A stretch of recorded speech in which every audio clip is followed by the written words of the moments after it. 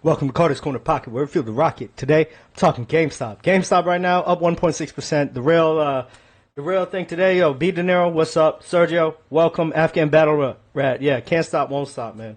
All the time, every day, every breath I do. You know, I got all these Jaden Daniels cards. I got to go get regraded at GameStop. All came back at PSA 9 now. Why are they being so stingy, yo? They cock blocking the PSA 10s. Yeah, I got a ton of stuff, man. If you saw, like, all I do is have cards all over the place. Over here. Like, ridiculous. Drake May. I have to sell this Drake May. I sold both of my Caleb Williams PSA 10s for like $13.50 for both of them on eBay. So, you know, 14% fees and everything. But to tell you the truth, it's such a hassle to get into it right away. Okay, the reason the market's up right now is because of the Jackson Hole meeting, Jerome Powell and everything. I'm going to get into that. But it was such a hassle to sell cards on eBay. And I know you're thinking, like, he's just saying that because he's in a GameStop. They have their Power Packs thing. But for real, like, not even playing, because I have to protect myself. That thing is, like, practically $1,400 worth of cards I sold. And I don't want to have any issues with the buyer.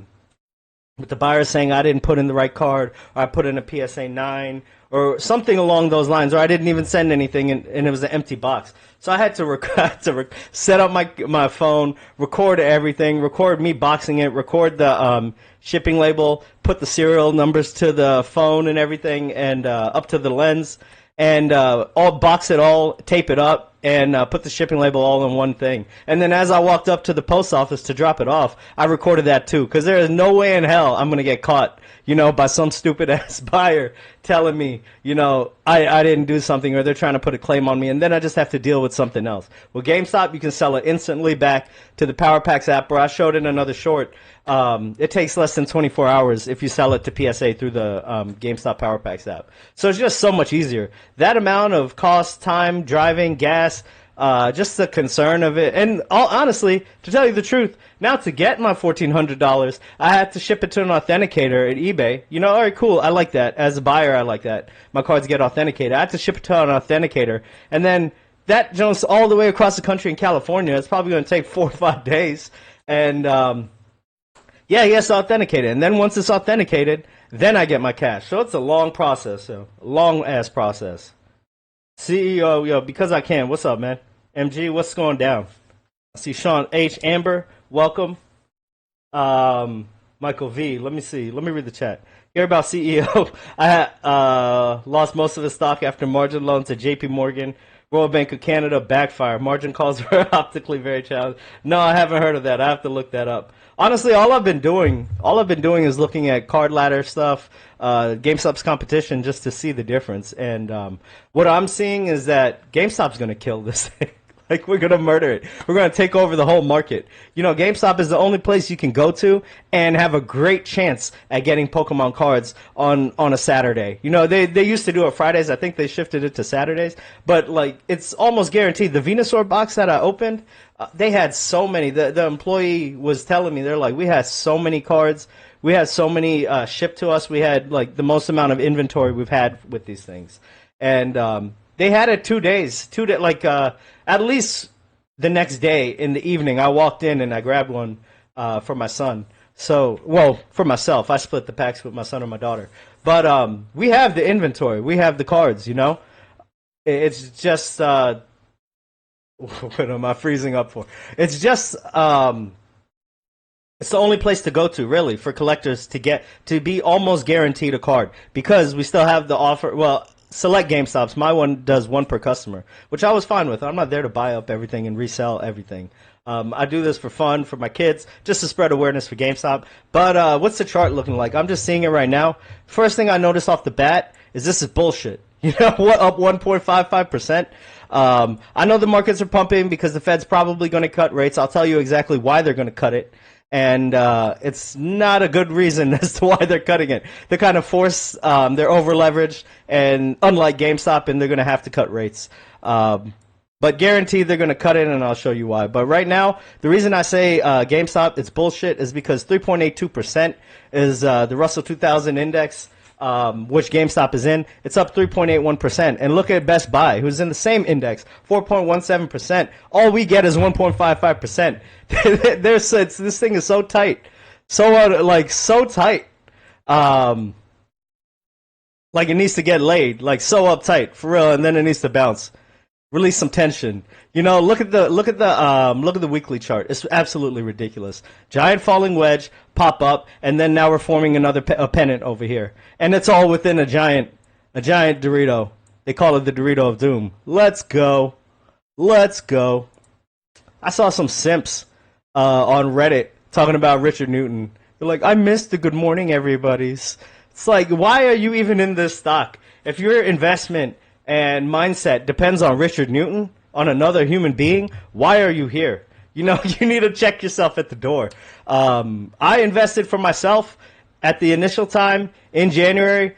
I've been seeing a lot of people complaining, saying that they need the motivation. They're trying to do his, they're trying to recreate his whatever sheets he had, whatever Google Sheets doc or whatever he was using. They're trying to recreate that, the charts, all the cycles and everything.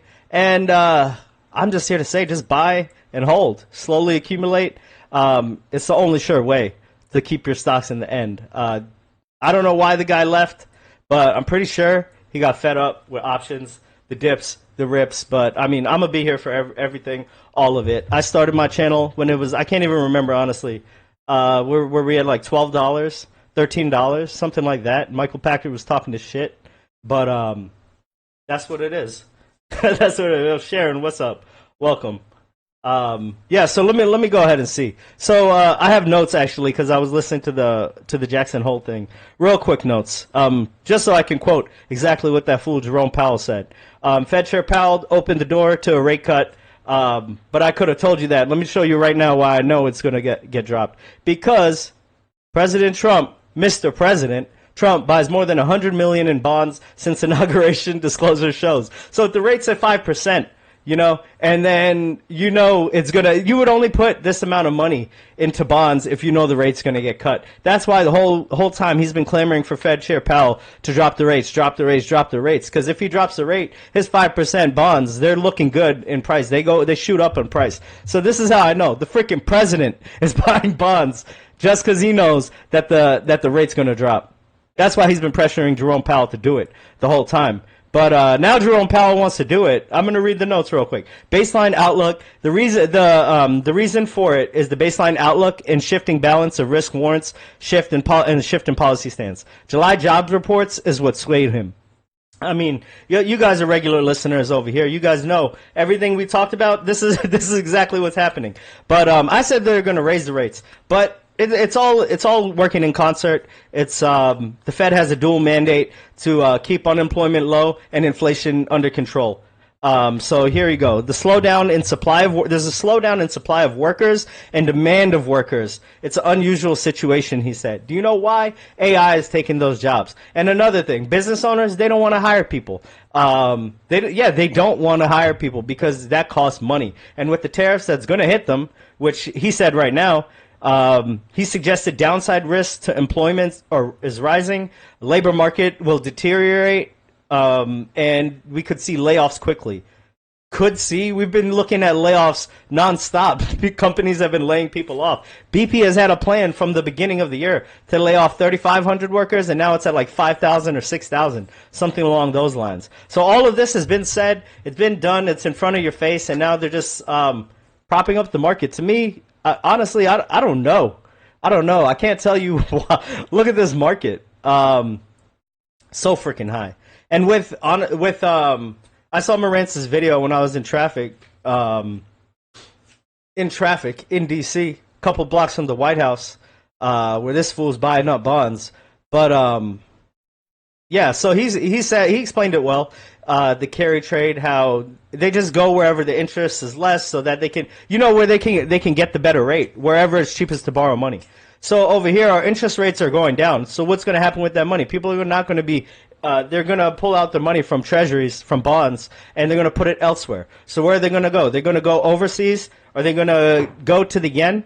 Are they going to do conversions and bring it back into the U.S. market? Because our U.S. dollar is getting annihilated. We can look up the Dixie Index. We've seen it already.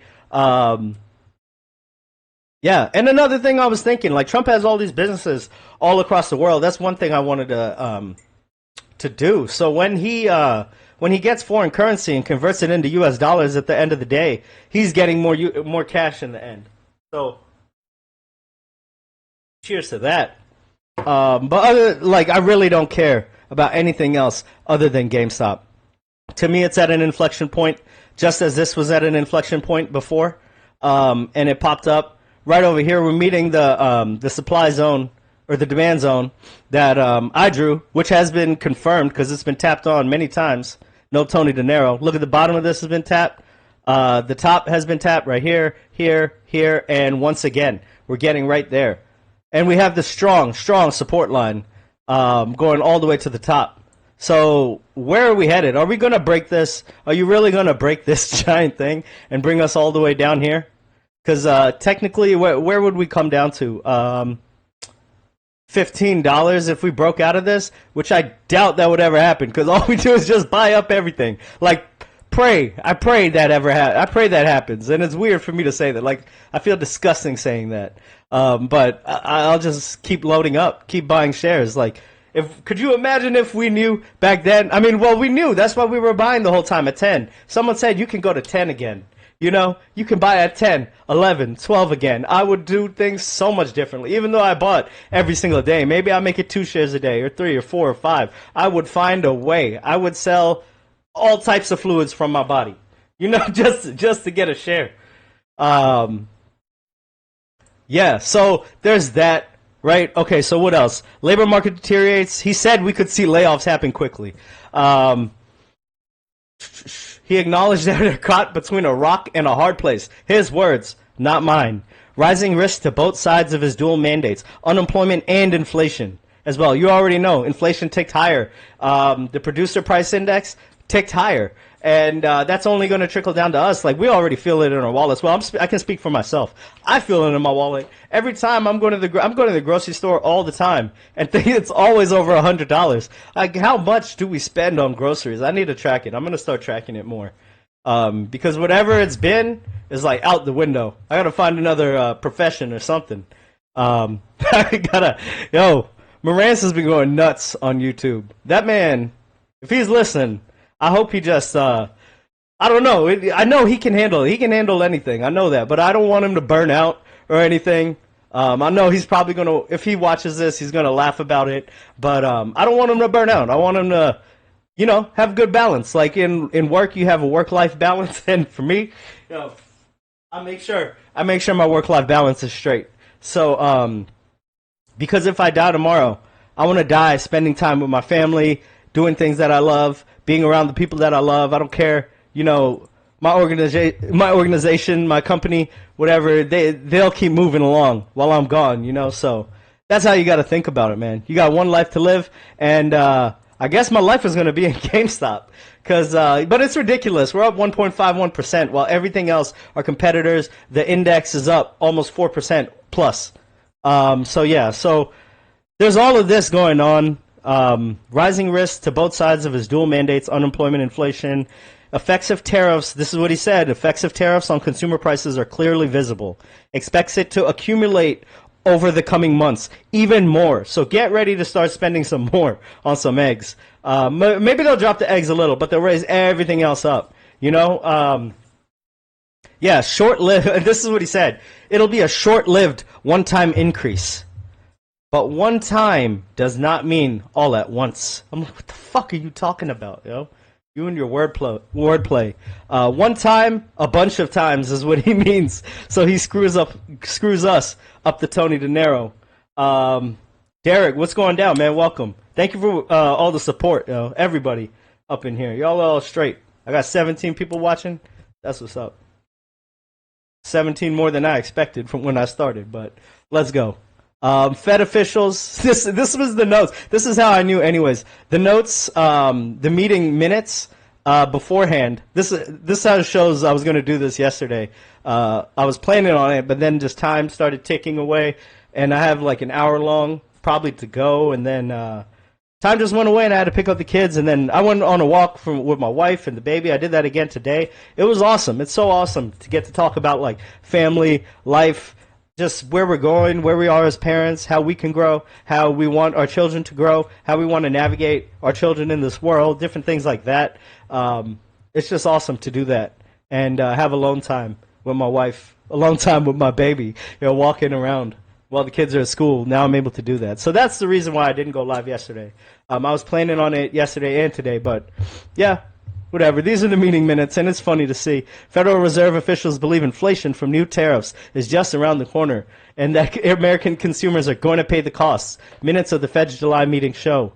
According to the minutes, a majority of Fed officials thought higher inflation remains the bigger risk than a weak labor market. But we're going to have it all, because it's not just the typical weak labor market. It's a labor market that has never been seen before, thanks to AI and thanks to tariffs.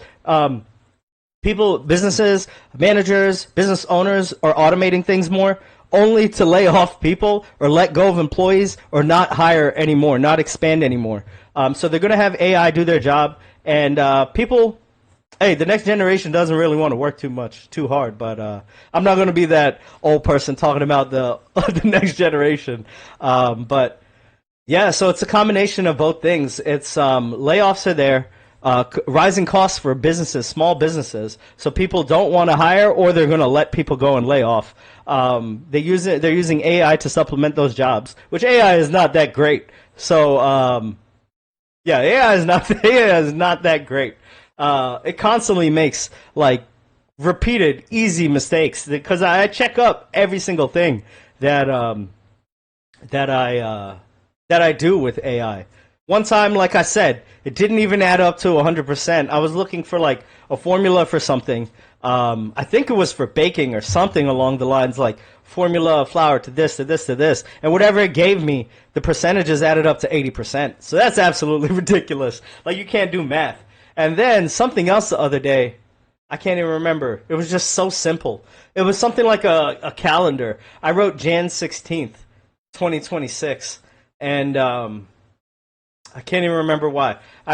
Something like that. 2025, something, I put Jan 16th, and it didn't understand January 16th, and it got it confused, and like it was really screwed up. So good luck with that, small businesses. But that just proves to me that like layoffs are coming, things are happening like that, because the rich people, the top tier, the upper class, whatever you want to call them, 1% and 2%ers, they can handle this speed bump. They can handle the storm.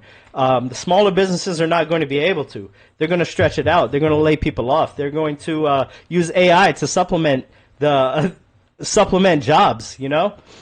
Supplement accounting, which will be horrible, and that's what's going to happen in the end. So this is a market that has never been seen before. So yeah, less jobs, more use of AI. There's something else I read about NVIDIA. Was it your chips may not be allowed? Was it H20 chips? Reportedly halts H20 production after Beijing directive to stop buying AI chips.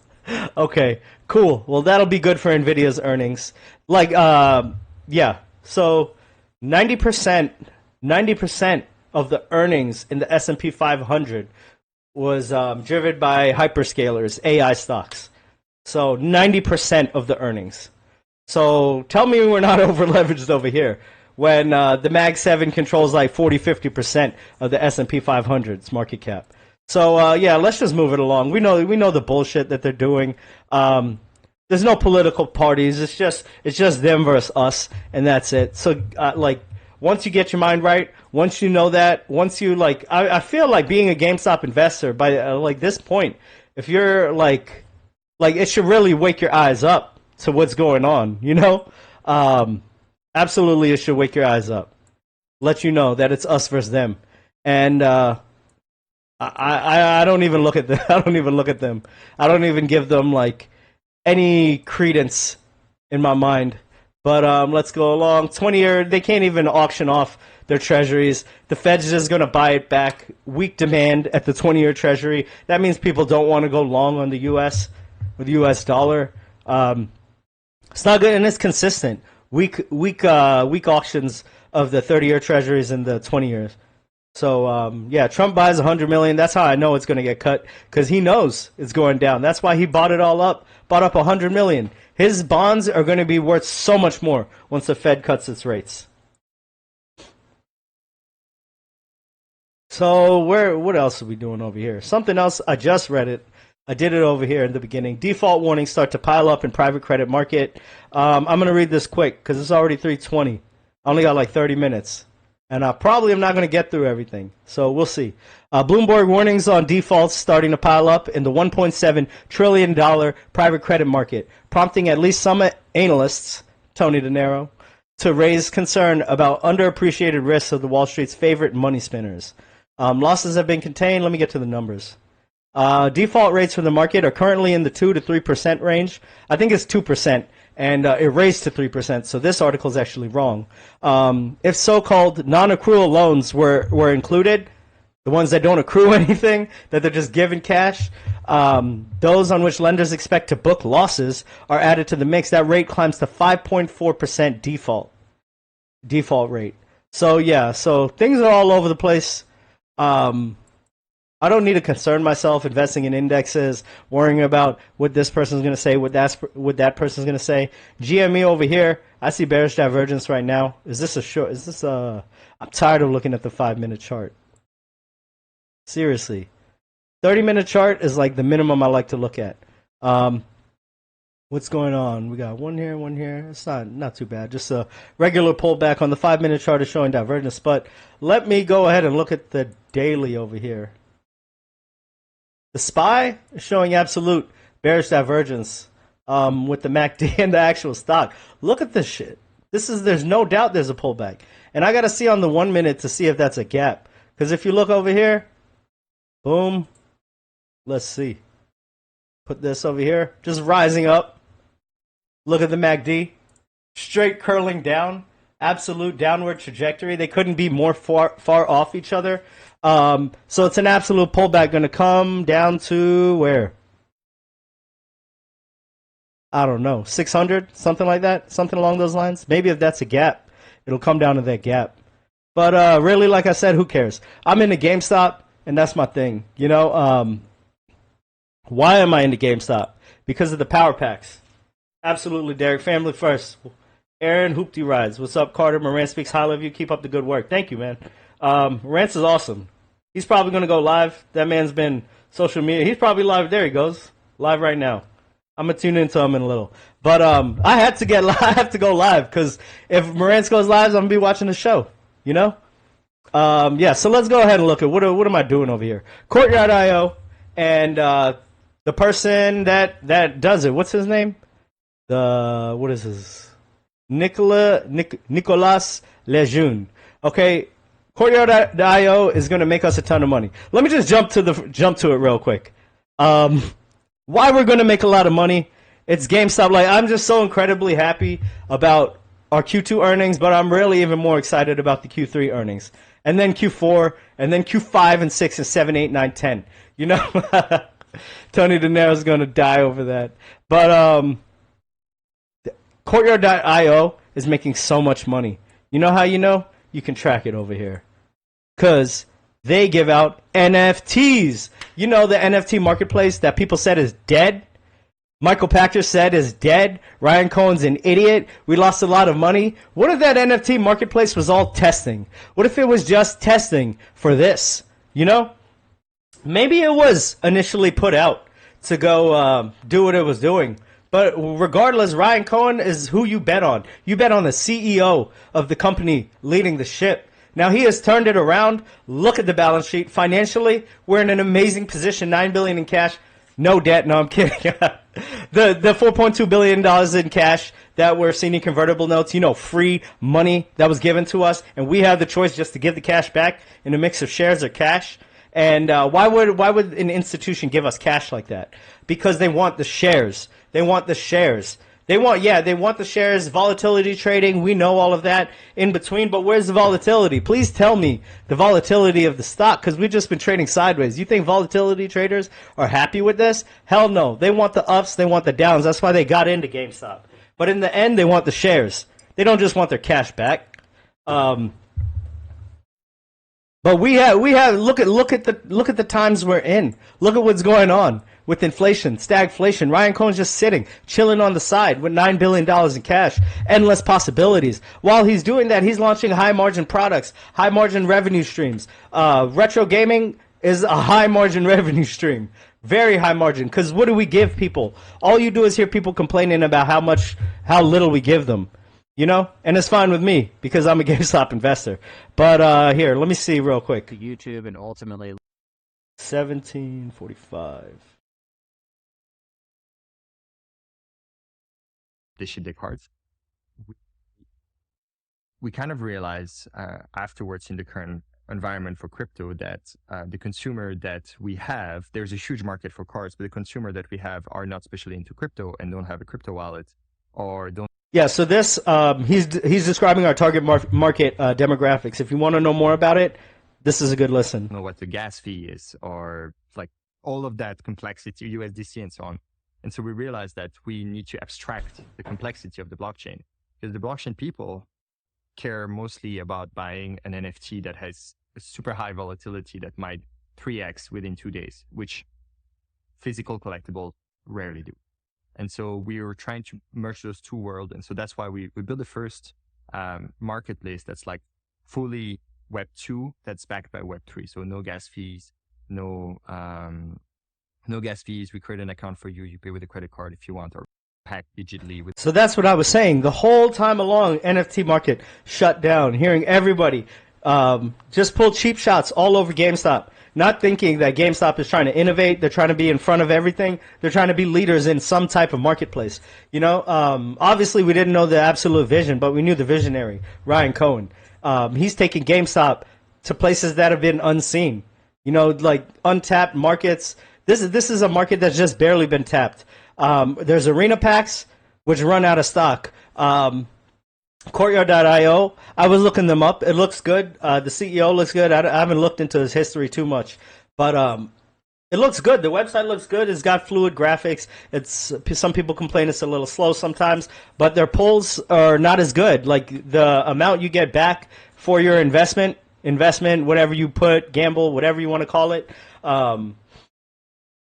That it's not as good as GameStop's. GameStop, there's this dude out there making videos of pulling packs, and he's recording the average prices of everything he's getting, and it comes pretty close to like 90% of what you put into it. So GameStop's making money off the fees. They're making money off the sellbacks. Like I said, when I sold my two Caleb Williams PSA 10s for like $1,400, I had to record everything, the whole process of me boxing it, the serial numbers, all in one video. It's taking up space on my phone. I don't, people are like, yeah, whatever, but I got to get in the car. I'm working, I got to get in the car, drive to the post office, put it in there, record my ass, like dumping it in the post office box. All of it. I just do not want to do that anymore. So you can just sell it through the freaking app on eBay in 51 seconds. You can sell it to PSA. You get your money within 24 hours. It's amazing. But yeah, let me see what else I have to do over here without having to go to the card shop to do so. And, you know, just so I understand it, you guys are basically keeping the physical item, collectible items in the Briggs vault, and the NFT is exchanging freely because it's backed by the physical asset, right? Exactly. And whoever owns the NFT, we don't even call them NFT anymore. Like whoever owns the asset on the platform. That's a smart move. They don't call them NFTs anymore because when you say NFTs, it's already registered in people's minds. It's already registered in people's minds as a negative thing. Oh, it's just an image. You're paying for something stupid, you know? Okay, so we scratch that. All the cards that we're opening on GameStop are NFTs, and they're linked to the physical cards. And once you rip it, buy it, whether you choose to hold it, have it shipped to you, they destroy the NFT then. They destroy the chain, and then you have the physical card.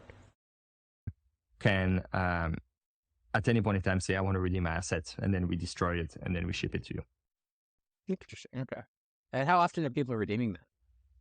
So we had redemption in about 15 countries. I would say it's about 4% of the assets getting redeemed. Yeah, that'd be great. And so it's much more liquid because the asset stays in the vault. It can be transacted from New York to Japan to wherever within seconds.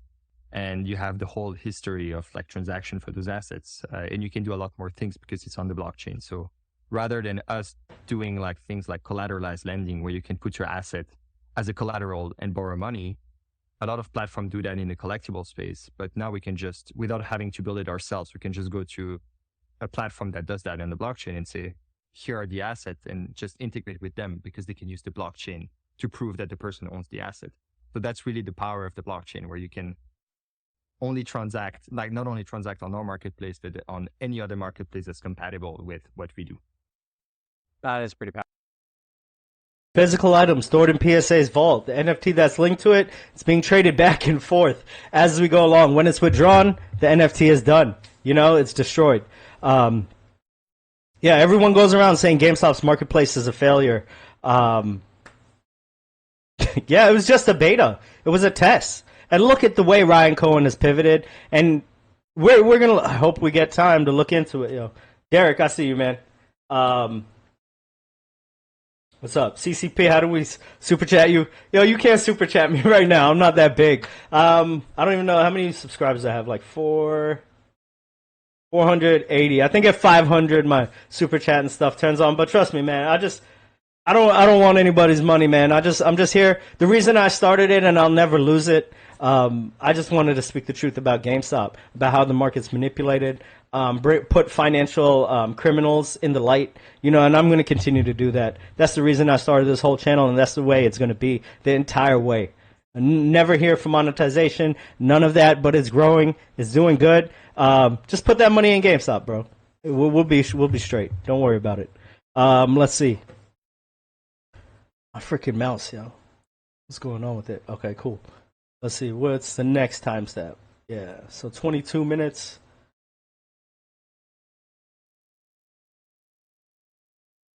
Principle. And then, yeah, afterwards, it was all about as well, like, if they were interested, if they could bring us some external value, maybe they work in a company that's similar. So we had, for instance, somebody who is the CEO of the largest grading card grading company, who came as an angel, like those type of angel investor Nat Turner invested into Courtyard.io. He's dealing with GameStop as well. So I wonder what is going on with that, how he's in multiple companies. Are we competing with them? Because we're going to absolutely dominate them. You know our power packs. We're going to literally dominate them. There's nothing they can do. We're going to beat them into submission. And that's just the way, that's the law of the land. That's the way it goes. GameStop has the footprint, the brand recognition. Even more so, Ryan Cohen said after 2021, January 2021, it's brand recognition that you can't buy with money.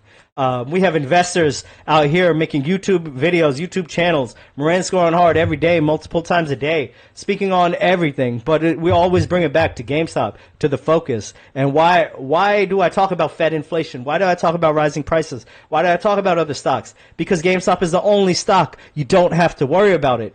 If you're a long-term investor, you don't have to worry about any of that. Ryan Cohen has protected GameStop and its investors from that bubble that is going to burst. 100%. It's been said over and over on this channel. I don't even care. I could go through my channel, any video, and I should talk to you about stagflation, rising prices, all of this. But see what else we have to talk about over here. 2555. Collectibles or yeah, even crypto is completely crashing, right? Who would want to buy more crypto for now? I think the technology is the thing that I'm the most interested in. I think people see it too much as this speculative thing. I see it more as a technology that can enable us to use like interoperability between different platforms. Now, if you go to eBay, you can buy and sell on eBay, but you cannot use the data from eBay automatically to another platform to provide other services, or this video game cannot look at what you have in your account and just like integrate it with it. So I think we're going to move towards a stage that's going to take a bit of time, but I think like we're moving towards a stage where that blockchain technology is going to really bring something different. So the something different is GameStop. GameStop brought the difference. He talked about interoperability between two platforms. How about PSA, eBay, and GameStop being the interoperability? And I'm showing that in all of my shorts. Derek, thank you, man. I appreciate you. Everybody, every supporter, whether you're even on my channel, every GameStop supporter, I truly appreciate. We've been doing this hard, for a long time, since 2021. I bought it in 2021. I can't remember my exact buy date. It was the end of January. Was it 29th? Something along those lines. I think I bought it like 200 or something like that. And then, yeah, I averaged down. I got in like when it dropped down back to like 40. I bought more then. I brought my cost average down. Now my cost average is about like 22.50, that range. So I'm straight. I'm good where I'm at. There's no bag holding here, you know. That's what everybody just relates: a GameStop shareholder to a bag holder. But whether you are or you're not, wherever you're above my price, my cost basis, it doesn't matter. This thing is going to absolutely dominate. What else was I going to say for this video? Interoperability, GameStop, we bring something different that this industry hasn't ever seen. The eBay, it's flawless. Like, the app is flawless, and this is the beta version. You know, I'm worried. We dropped from 9,000 to 2,400 cards, and now we're at like 2,700, something along those lines. Like, where's Ryan Cohen getting this inventory from? But I know he has to have a plan. I don't know if he knew. Did he know? Probably knew it's like wildly successful. People are dropping so much money. There's a clamoring for it. And it's just the beta version. It's completely ridiculous. We're going to take over the whole market. Just as we did the PSA grading. What local card shops, remember when we came out with PSA grading? All the local card shops are angry on YouTube saying it's not right. You don't want to trust GameStop. There's still people talking about you can't trust GameStop with your cards. Never had one problem. One time I went in, the guy was like, yo, you know, my manager's not here. It's saying your card's here, but he may not process it yet. So, and it was me. They didn't call me or tell me to come in. I just saw it on my app, and I was there, so I walked in. So then I came back later, and my card was there, and I got it. So that was the only time. And I constantly grade stuff with GameStop. I always have stuff for grading. What else? This is the one I really want to get to, because this is going to let you know. You can read the title. $42 million in 1 month from repacks. Courtyard.io is printing money. If Courtyard.io is making $42 million in repacks, what do you think GameStop is going to eventually make when they're out there? I just heard of Courtyard.io recently, but here, let me start it real quick. 245. We'll play it. The individual ecosystem. Look, as we're talking, 3 more just got pulled. So just in the course of the couple of minutes on this video, about I don't know, a couple, look, just flying. Dozens of these things have been purchased. Okay. Courtyard.io, now I don't know what their profit margins are, but revenue-wise, are absolutely printing money. And this is going to show you how much money is in this space. And the reason why everyone wants a chunk of this. Now, I should note, Courtyard does also have a marketplace. So this is incorporating the repack and also marketplace transactions. And the marketplace sells stuff decently enough. But I mean, you saw, once again, going back over here, how quickly this ticker kept moving with people buying into the repack. So they've been around since... And this is all fine. It's fine they have a marketplace, because we have a marketplace too. We have a PSA marketplace that continuously fluctuates. Along with this too, the power packs, it's a moneymaker, early complete moneymaker. You can see very limited number of transactions in early 2024. And then look at how this thing just goes crazy late 2024 and into 2025. Here, this is back in September. They were doing about 10,000 transactions a day. And like I said, that's repack and also from the marketplace. But my assumption here is that a bulk of this is coming from the repack side of it, not the marketplace side of it. Fast forward here, we move into November, about 20,000 transactions per day. That's a pretty good day there, down to 14,000. And then in 2025, they ramp up the marketing budget. This is when I started seeing a lot more posts about them on social, whether it was ads, like actual legitimately ads from Courtyard.io, and then also just people making random posts, whether they were ads or not. I have no way of knowing that. They made it seem like it was, oh my God, look at what I just hit on my Courtyard.io thing. Random posts on Facebook in various sports card groups. So they were doing 10 to 15,000, maybe 20,000 on a really good day. Roll into early or late January. All of a sudden, we're at 35,000 transactions per day, regularly doing 30,000. Now we're clipping into 40,000 transactions per day. We get more into mid-February around Valentine's Day. You know, nothing says Happy Valentine's Day like a repack. 50,000 transactions, 95,000 transactions, 62,000 transactions in a single day. Wild numbers of transactions out. It has slowed down a little.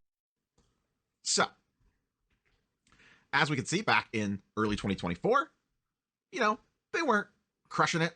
Just starting out, 360,000 in December of 2023. We got 45,000, 245,000, or 243,000 rather. And then it slowly starts to ramp up as we move throughout 2024. Mid 2024, they did 1.7 million. Okay, not terrible. That seems like a ton of money when you really think about it. 1.6 million, 3 million in August, almost 5 million in September, 6.6 million in October, 9 million in November, and just over 9 million in December in a single month. Now, this is sales volume. So this does not necessarily mean all of this is going into their pocket, because this could be users selling their individual cards on the marketplace, but it is also the repack component as well.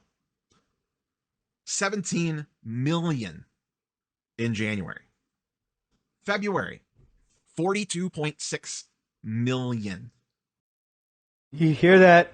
From 17 million in January, when they ramped up their marketing spend, the next month in February went to 42 million. That's for their marketplace and their pack ripping.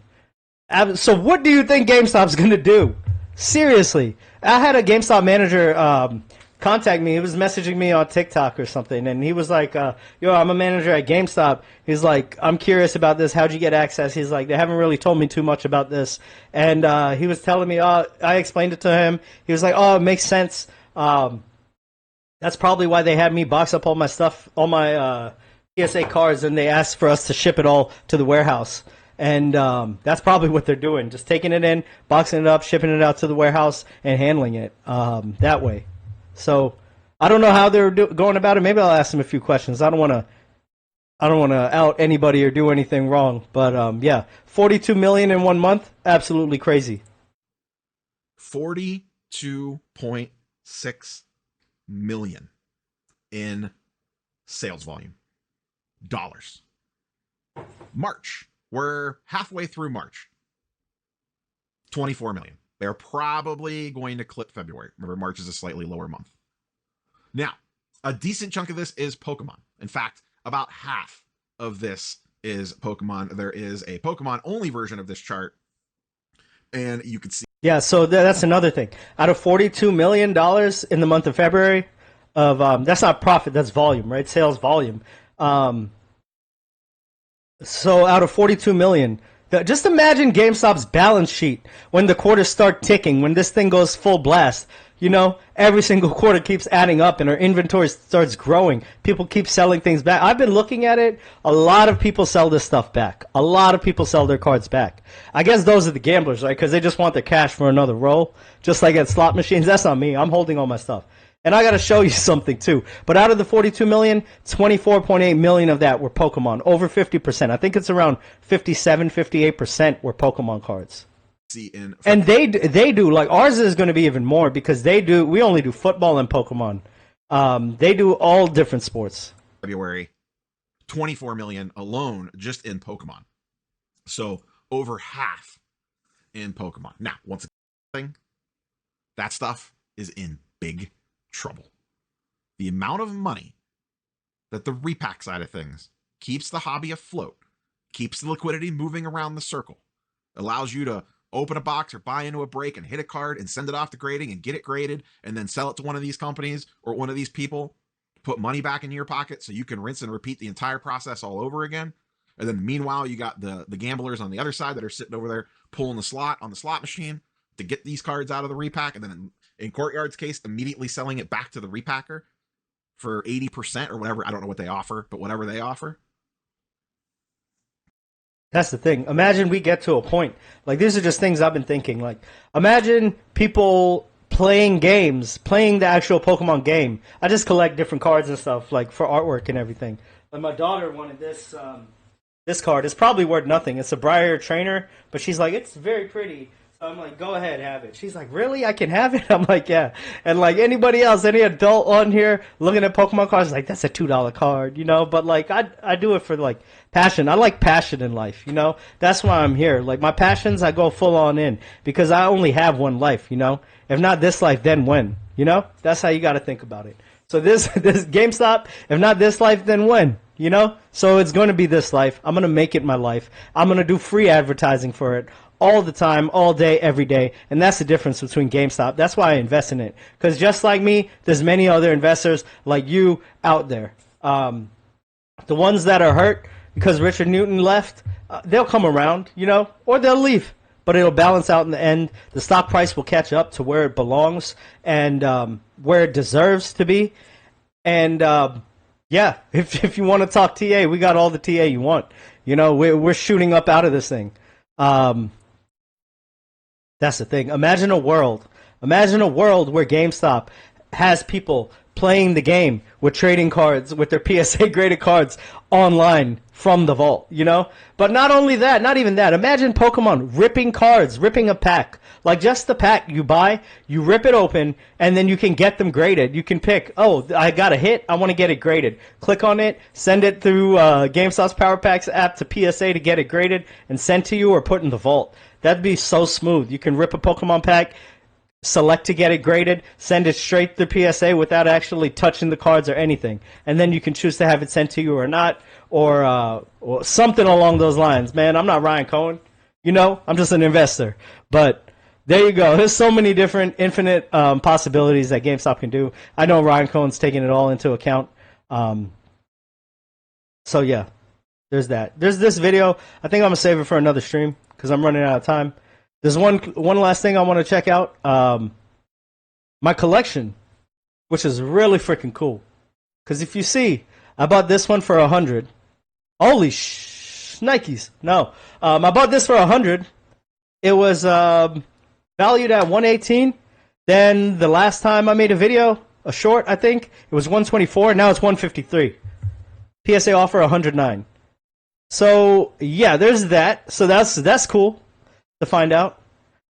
This Mew right here, the last short I did a few days ago, it had jumped to 400. It said 385. It had jumped to 490 like 2 days ago, and now it's at 540. So everyone over here talking about gambling, clowning, I get the gambling part of it, all right? But I'm not a gambler like that. I preserve my money solely for GameStop. So look at that, $540 the way this thing is appreciating, and I'm gonna hold this thing forever. Like don't get me wrong. I'll probably end up dying, and my son's gonna be like, sell off the whole collection. Give me the cash. I'm out. You know. But fine, that's his choice. Yo, I'm doing it with love. He can choose to be like that. But hopefully, I raise a child that like won't do that to me. Won't put me in an insane asylum or an old person's home. Where's the other card? Where's another card I want to look at? There is. This Jaden Daniels one was 80, now it's like 100 or something like that. But I'm keeping this card forever. Like I'm just lucky. Like I'm a Washington fan my whole life. Now it's 101, and all the crap pulls I saw Moran's getting on his live stream or whatever on the video he did for sports. Thank goodness I got this thing, man. Like I feel like Ryan Cohen hooked it up on the back end. He's like, yo, CCP. Get him that. He talks good about GameStop. That's how I feel, for real, because I think I've had a lot more luck than a lot of other people. And here's all my cards, man. This thing was like 800. Now, what is it? Every time. 1,050 right now. It's been 1,100. Yesterday was 1,100. It fluctuates, but it's generally going up. Absolutely crazy. There's another card in here somewhere. Oh, this Snorlax right here. I put it in Marince's Discord. It's at 180. Yesterday it was at 200, but when I first bought it said it was $80. So these are legitimate assets. It's just like artwork. It's graded. It's sealed. All of these. I like this card. It's a card I don't have. I've never owned a card like this. So I don't even know what this type of card is called. This Dark Venusaur, but it says best of game promo. Whatever, man. Whatever. What's crazy to me is this Jerry Rice right here. I pulled this Jerry Rice. I'm happy with it. But it's not like he made a bad play, made a bad decision, coughed up the ball, or had a bad season. The thing declined 10% to $89. I don't know how, but I'm gonna keep that. That's a PSA 8 from like 1993, I think. So that's pretty cool to have. What else do I have over here? I have some Pikachus. This Black Charizard right here, Japanese Black Charizard. 285. When I got it, I think it was 220. Now it's at 285. So yeah, this is just pretty darn snazzy. Let's see. This one right here. This dude was making fun of me for pulling this card at a $100 pack. He's like, whoop-de-doo. $10 profit. It's at 212 right now, bro. Get out of here with that mess. These are assets. I have cash to do some more pulls, but I'm not going to. I'm going for one a month. I'll slowly build that way, and I'll give GameStop money cash that way somehow. Hopefully, some way, somehow. I don't know. We're gonna see. I was gonna play Michael Cohen, Michael Pachter, big booty clapper, yo. 40-year fan. Yeah, bro. I'm gonna be here forever. I really gotta go. I gotta bounce. Time is up. I'm gonna miss my kids though, but can't play anything on the way up. Maybe I'll do something later over the weekend with the rest that I have. But I'm gonna be on Marant's stream, man. Thank you for watching. Can't stop, won't stop. GameStop. Peace. 22.91. It's a damn shame that the Russell is up 4%, Best Buy 4.3, and GameStop's 1.5%. You know, we deserve way more, and we're gonna get it. We're gonna launch up off this thing, up to where 29, and if we break out over here to 35, and then once that, it's gonna be a $48, $50 resistance. All right, Joe. I gotta go. Not be a bad dad and ditch my kids at the bus stop. Peace. Oh, you want a lamb. Derek, you a Cowboys fan? That's what's up, yo. Yeah, out of the NFL, man, I watch the NFL, but yeah, you know Redskins, Cowboys, man. I'm a fan my whole life. My father's a fan from the 70s when he came here to this country, so it runs in my blood, my whole family, all of that. But I just hope that the rivalry comes back, and maybe we can get at least our logo back or something like that. But until next time, man, peace out.